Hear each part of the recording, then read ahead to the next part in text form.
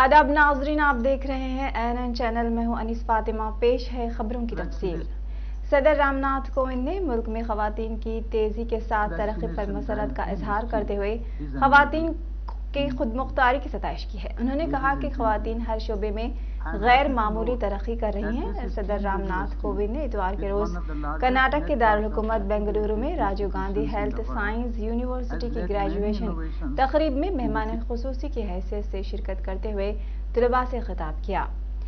University में जुमला 111 तलबा ने तिलाई तमगे जीते हैं, जिसमें से 87% तलबा मुल्क की बेटियां हैं। सदर रामनाथ कोविंद ने सोने का तमगा जीतने वालों में 80% लड़कियां शामिल होने पर बाइस मसरत करार दिया। उन्होंने मजीद कहा कि यह खवातीन के लिए एक बहुत बड़ी कामयाबी है। उन्होंने तबसरा किया कि खवातीन तमाम शोबों खुसूसन मेडिकल साइंस में सबकत ले रही हैं और ये बात काबिल एहतराम है कि वो मुल्क को आगे बढ़ाने में सहरे फहरिस्त हैं। इस मौके पर रियासती हुकूमत के अलावा कर्नाटक के वज़ीर आला बीएस येदियुरप्पा भी मौजूद थे। Of advancing knowledge and skills through research and development and extension activities. For this purpose, it has joined hands with select institutes of excellence in India and abroad. In today's convocation, I am told about 28,000 undergraduates, 6,000 postgraduates, and 200 candidates of super specialty, fellowship, certificate courses, and PhD are being awarded their degrees. The numbers are very impressive indeed. It is heartening to note that today the total pool of healthcare professionals in India goes up substantially. Ladies and gentlemen, healthcare delivery in India is poised to undergo a change at all stages: prevention, diagnosis, and treatment. No single entity in the healthcare sector can deliver results and achieve outcomes. The evolution of the sector calls for active involvement and participation of all stakeholders and the use of innovation to bridge intent and execution. Moreover, the first major pandemic in over a century has taught us to be better prepared for unforeseen public health crisis. Though COVID-19 seems to be one of a kind health crisis that happens rarely, a section of scientists has warned us to be prepared for similar challenges ahead. The world has, let us hope, learned the right lessons. In the post-COVID phase, the world will have to pay more attention to public health. वज़ीर-ए-आज़म नरेंद्र मोदी असम के सोनपुर जिले में ढीका जोली का आजकल कई तरक्याती मंसूबों का संग बुनियाद रखा।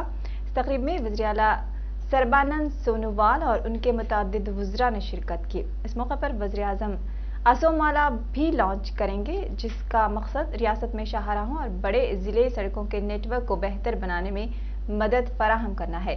वज़ीर-ए-आज़म 1100 करोड़ रुपए से जायद की लागत से 2 मेडिकल कॉलेजों और अस्पताल का भी इस मौके पर संग बुनियाद रखा, जो बसवानत और चारेडू में कायम किए जा रहे हैं। मोदी इस मौके पर एक जलसे आम से खिताब भी किया है। वज़ीर-ए-आज़म का असम का यह दूसरा दौरा है। असोम माला प्रोग्राम, जो 5 साल के अंदर मुकम्मल होने की उम्मीद है, नेशनल हाईवेज और देही सड़कों के नेटवर्क के माबैन मियारी बाहमी राब्ते वाली सड़कें फराहम करने के साथ साथ हमवार मल्टी मॉडल नकलो हमल की सहूलत फराहम करेगा। ये मुआशी नमू के मराकज को ट्रांसपोर्ट के साथ बाहम मरबूत करेगा और बैन रियासती राब्ते को बेहतर बनाएगा। बसवानत और चारेडू में 2 मेडिकल कॉलेजों और अस्पतालों की तामीर से मेडिकल कॉलेजों और अस्पताल की तादाद में इजाफे से सेहत के शोबे को तक़वियत भी मिलेगी। मुझे सोनितपुर ढेकियाजुली की इस पवित्र धरती को प्रणाम करने का अवसर मिला है। ये वही धरती है जहां रुद्रपद मंदिर के पास असम का सदियों पुराना इतिहास हमारे सामने आया था। ये वही धरती है जहां असम के लोगों ने आक्रमणकारियों को हराया था। अपनी एकता, अपनी शक्ति, अपने शौर्य का परिचय दिया था। 1942 में इसी धरती पर असम के स्वाधीनता सेनानियों ने देश की आजादी के लिए, तिरंगे के सम्मान के लिए अपना बलिदान दिया था। हमारे इन्हीं शहीदों के पराक्रम पर भूपेन हजारिका जी कहते थे, भारत ही है आज जागृत है। प्रति रक्त बिंदु ते हहत शहीदर हाहत प्रतिज्ञाओ उज्जवल है। यानी आज भारत के शेर जाग रहे हैं। इन शहीदों के खून की एक एक बूंद, उनका साहस हमारे संकल्पों को मजबूत करता है। इसलिए शहीदों के शौर्य की साक्षी सोनितपुर की ये धरती, असम का ये अतीत बार बार मेरे मन को। उत्तराखंड के चमोली जिले में अलकानंदा और धौली गंगा नदियों में अचानक सैलाब आ गया। इसके नतीजे में आसपास के इलाकों से 2150 अफराद के लापता होने की इत्तलात हैं। एक न्यूज एजेंसी के मुताबिक ग्लेशियर टूटने के बाद चमोली जिले में सैलाब आ गया। एनडीआरएफ के डीजीएसएन प्रधान ने कहा, ग्लेशियर के टूटने से पावर प्रोजेक्ट ऋषिगंगा मुतासिर हुआ है और बीआरओ के जेरे तामीर पुल सैलाब की जद में आ गया है। ऋषिगंगा प्रोजेक्ट के ऊपरी हिस्से को नुकसान पहुंचा है। चमोली, जोशीमठ और दीगर नदी वाले इलाके मुतासिर हो गए हैं। रियासती डिजास्टर रिस्पांस फोर्स एसडीआरएफ की टीमें पहले ही जोशीमठ में तैनात हैं। नेशनल डिजास्टर रिस्पांस फोर्स की टीम पहले ही देहरादून से जोशीमठ पहुंच चुकी है। इस हादसे पर वज़ीर-ए-आज़म नरेंद्र मोदी और अमित शाह ने गहरे दुख का इजहार किया और इसकी फौरी तौर पर तफसीलात हासिल की हैं। जिस भयंकर तरीके से इस समय स्थिति बहुत खराब हो रही है, कृपया ध्यान दें सभी लोग। इस समय जो यहाँ पे है पूरा भयंकर तरह से तबाही मच रही है। इसलिए ये देखिए, ये नदी जो है इस धौली गंगा ने यहाँ पे बहुत भयंकर तबाही मचानी शुरू कर दी है।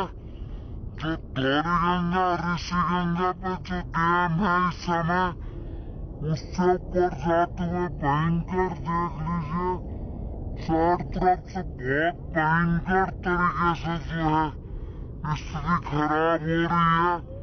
सभी मेरा जितने भी लोग फेसबुक लाइव देख रहे हैं मेरा, कृपया वो ध्यान दें। चमोली, कर्णप्रयाग, श्रीनगर, ऋषिकेश तक जहाँ तक भी जल्दी से जल्दी ध्यान दे, कृपया संभलने का प्रयास करें। इतवार के रोज वजीर ईदयाकर राव ने जिले वरंगल मगरिबी हल्के के 57वें डिवीजन हनुमान नगर में अवामी फलाह व बहबूद मुहिम के तहत चीफ व्हिप डी विनय भास्कर के हमरा दौरा करते हुए जायजा लिया। देर असना उन्होंने मुख्तलिफ तरक्याती कामों के लिए संगे बुनियाद रखा। इस मौके पर मुकामी अवाम की तरफ से वजीर का जबरदस्त खैर मकदम किया गया। सीवरेज लाइन के कामों, सुंदरया नगर में बॉक्स ड्रेन की तामीर, हनुमान नगर में सड़कों की तामीर, वेंकटेश्वर टेम्पल फुटओवर पुल की तामीर वगैरह का इफ्तिताह किया गया। इस मौके पर खिताब करते हुए वजीर ईदयाकर राव ने कहा कि आने वाले उगादी त्योहार तक जिले वरंगल में आलमी मेयार के तर्ज पर हर घर को नलों के जरिए पीने का साफ पानी सरबराह किया जाएगा। वजीर ने कहा कि गैर मुतवक्के तौर पर सीएम केसीआर ने वजीर केटीआर के ताउन से ग्रेटर वरंगल को हैदराबाद की तर्ज पर तरक्की याफ्ता बनाने के इक़दाम कर रहे हैं। जिले वरंगल में तमाम तरक्याती कामों को जल्द मुकम्मल किया जाएगा। ఆదుకున్న సంగతి కూడా మీకు గుర్తు చేస్తున్నాం. వరదల్లో కూడా మీ ఇంటింటి తిరిగాం. నేను కూడా వచ్చాను, కేటీఆర్ గారు, మీ అందరం కూడా వచ్చాం, వినయ్ భాస్కర్ వీళ్ళందరూ కూడా ఇంటింటి తిరిగి మీ కష్ట సుఖాలు పాల్పంచుకున్నాం.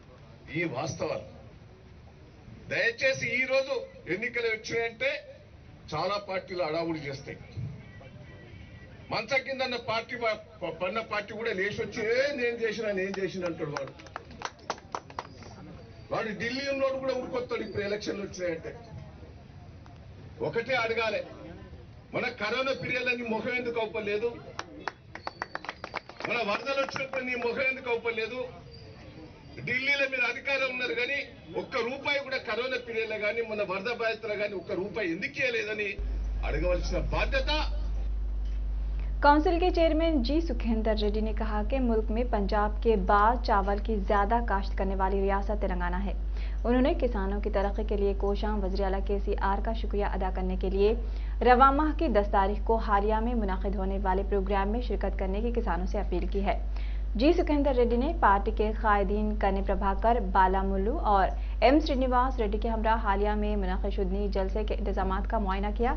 उन्होंने कहा कि वज़ीर आला केसीआर की जानिब से संग बुनियाद तकरीब के बाद नेली कल्लूफ लिफ्ट इरिगेशन से हर एकड़ को सैलाब किया जाएगा। वाज़ेह है कि वज़ीर आला केसीआर रवा माह की 10 तारीख को दोपहर 12:30 बजे नेला कल्लू एत्तीपोतला स्कीम का संग बुनियाद रखेंगे। इसके बाद वो 2 बजे हालिया में टीआरएस पार्टी के जलसे आम से खिताब भी करेंगे।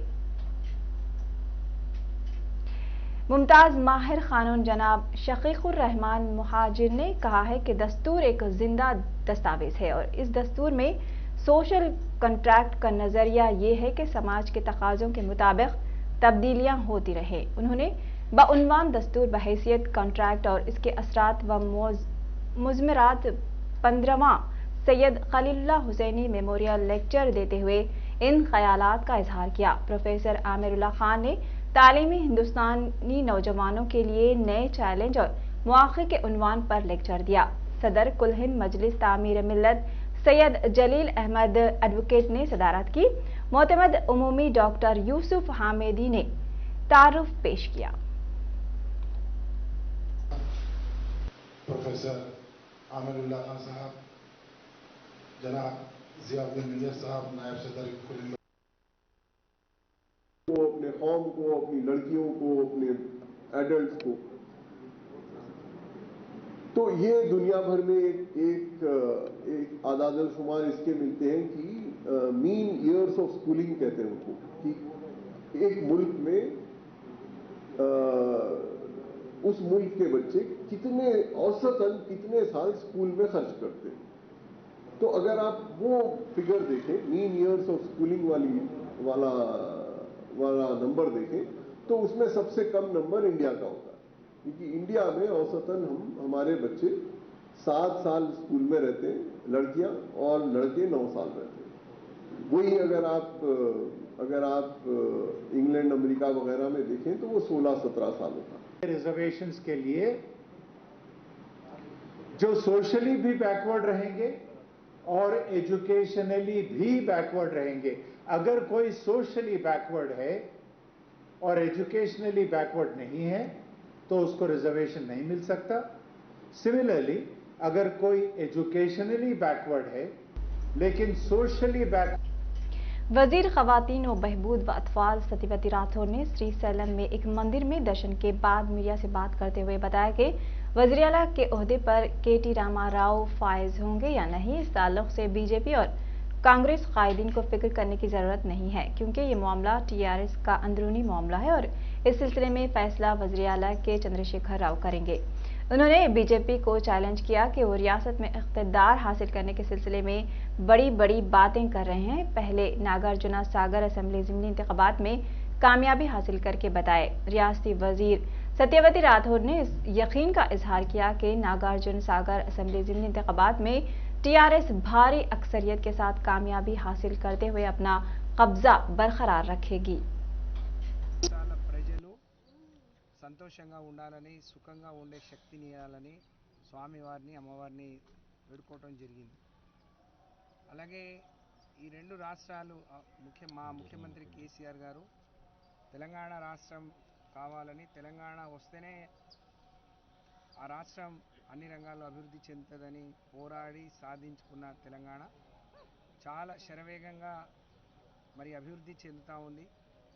మరి ప్రతి ఒక్కరికి సంక్షేమ అభివృద్ధి కార్యక్రమాలు అందించాలని అహర్నిశలు కృషి చేసే మా ముఖ్యమంత్రి గారు మరింత శక్తివంతంగా పనిచేయాలని, ఆ శక్తి భగవంతుడిని ఇయ్యమని చెప్పి నేను ప్రార్థించడం జరిగింది. ఈరోజు కేంద్ర బడ్జెట్ చూస్తూ ఉంటే రెండు తెలుగు రాష్ట్రాలకు चीफ मिनिस्टर चंद्रशेखर राव की सालगिरह के मौके पर टीआरएस पार्टी के रुकन राज्यसभा ने 17 फरवरी को तेलंगाना भर में 1 घंटे में 1 करोड़ पौधे लगाने का ऐलान किया है। उन्होंने कहा कि वो पौधे लगाने की मुहिम ग्रीन इंडिया चैलेंज के तहत इस प्रोग्राम को अंजाम देंगे। संतोष कुमार ने रियासती वज़ीर तारक रामाराव, मोहम्मद महमूद अली, श्रीनिवास यादव और के कविता रुकन काउंसिल के हाथों प्रोग्राम के पोस्टर्स का इफ्तिताह करवाया। रुकन काउंसिल कविता ने कहा कि रियासत को सरसब्ज और शादाब बनाना चीफ मिनिस्टर चंद्रशेखर राव का एक ख्वाब है, जिसको पूरा करना इस प्रोग्राम का मकसद है। उन्होंने कहा कि वो खुद भी इस प्रोग्राम में हिस्सा लेंगी और तेलंगाना जागृति का हर कारकुन शजरकारी करेंगे। न सिर्फ पौधे लगाना बल्कि इन पौधों की हिफाजत की जिम्मेदारी भी लेना वज़ीर आला के चंद्रशेखर राव की यौम पैदाइश पर उनके लिए एक तोहफा होगा। इस मौके पर ग्रीन इंडिया चैलेंज नुमाइंदा राघवा केशव, रियासती वाइस प्रेसिडेंट जागृति राजू सागर भिक्षापति और टीआरएस के कायदीन संदीप व दीगर भी मौजूद थे। सदर रियासती बीजेपी व रुकन पार्लियामेंट बी संजय ने हैदराबाद पार्टी ऑफिस से हुजूर नगर को बस के जरिए सैकड़ों पार्टी कायदीन और कारकुनों के साथ रवाना हुए। बी संजय ने मीडिया से बात करते हुए बताया कि हुजूर नगर के कई देहात में टीआरएस रुकन असेंबली सिद्धि रेड्डी ने गिरिजनों की अराजियात पर कब्जा कर लिया है। इसके खिलाफ बीजेपी आज चलो हुजूर नगर एहतजाज मुनज़्ज़म कर रही है और इस एहतजाज के जरिए आदिवासियों गिरिजनों को इंसाफ दिलाया जाएगा। सदर रियासती बीजेपी बी संजय ने बताया कि वज़ीर आला से लेकर टीआरएस का मामूली कारकुन तक बदउनवान है। बीजेपी इस बदउनवानी के खात्मे तक अपनी जिद्दोजहद जारी रखेगी।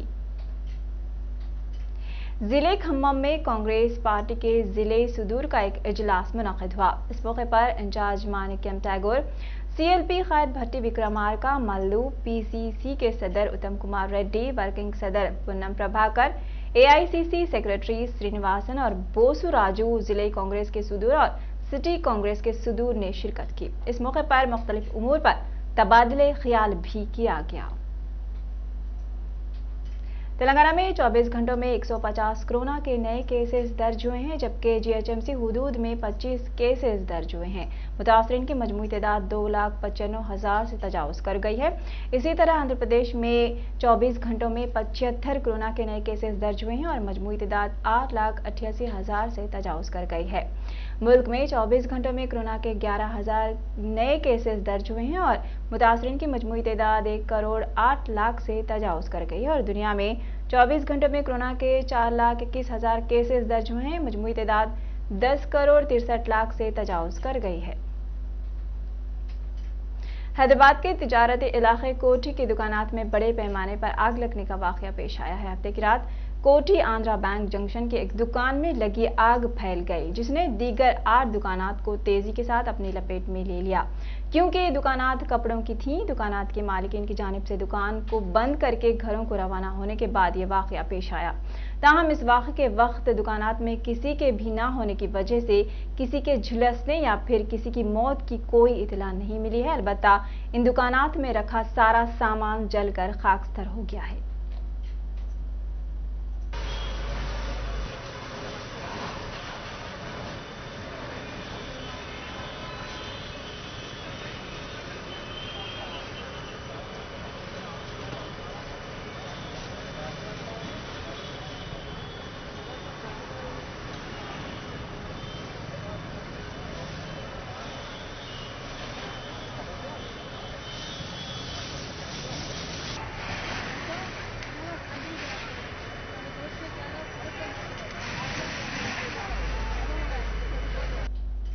खबरों में फिलहाल इतना ही। देखते रहिए INN चैनल। अल्लाह हाफिज।